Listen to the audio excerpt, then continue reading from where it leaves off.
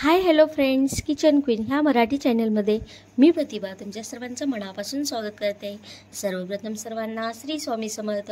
स्वामी महाराज तुमच्या मनातील सर्व चांगल्या इच्छा पूर्ण करत आणि आजचा दिवस तुम्हाला खूप छान आनंदात जाऊत अशी स्वामींच्या चरणी प्रार्थना करून व्हिडिओला स्टार्ट करते।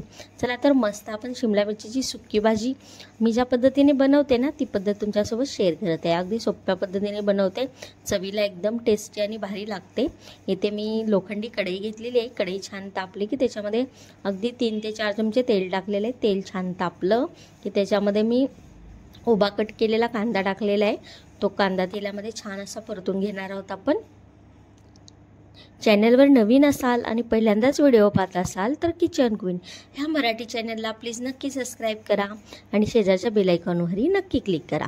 आता हलकासा कांदा परतून झाला ना त्याच्यामध्ये आपण हिरवी मिरची एक स्लाइसमध्ये कट करून घेतलेली टाकलेली आहे आणि थोडीशी कोथिंबीर टाकलेली आहे। ती देखील आपण तेलामध्ये छान अशी परतून घेणार आहोत।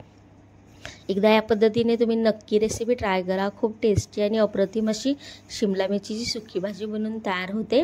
टिफिनला देण्यासाठी खूप छान ऑप्शन आहे। ही भाजी टिफिनला देण्यासाठीच बनवत आहे आणि कोणतीही भाजी ही लोखंडी कढईमध्ये बनवली ना ती आणखीनच पौष्टिक आणि छान अशी बनवून तयार होते। चव तर खूपच भारी लागते।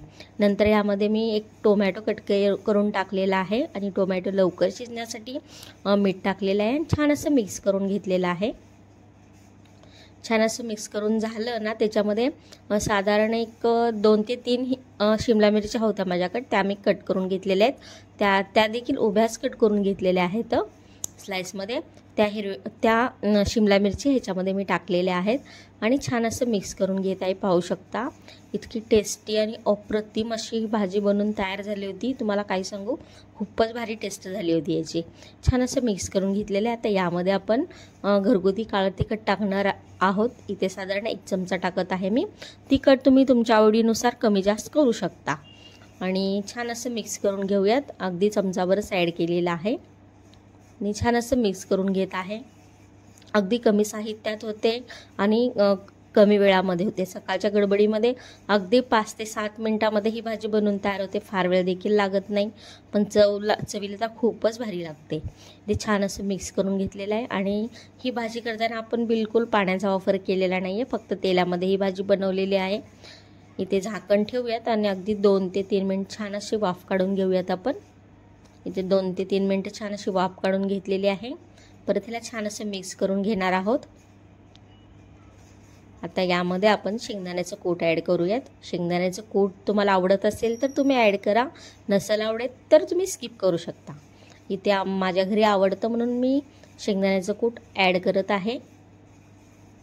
अगदी 2 चमचे ॲड केलेले आहे। छान असं मिक्स करून घेणार आहोत आपण परत त्याला। छान असं मिक्स करून देखील घेतलेलं आहे, तुम्ही पाहू शकता। छान असं मिक्स करून झालं इथे पाहू शकता। परत एक 2-3 मिनिटं छान असं मी त्याला शिजवून घेतलेलं आहे। नंतर त्याच्यावर गार्निशिंगसाठी कोथिंबीर टाकलेली आहे। मस्त आपली भाजी बनून तयार झाली। रेसिपी आवडली असेल तर व्हिडिओला एक लाईक नक्की करा आणि व्हिडिओ शेवटपर्यंत पाहिला त्याबद्दल थँक्यू।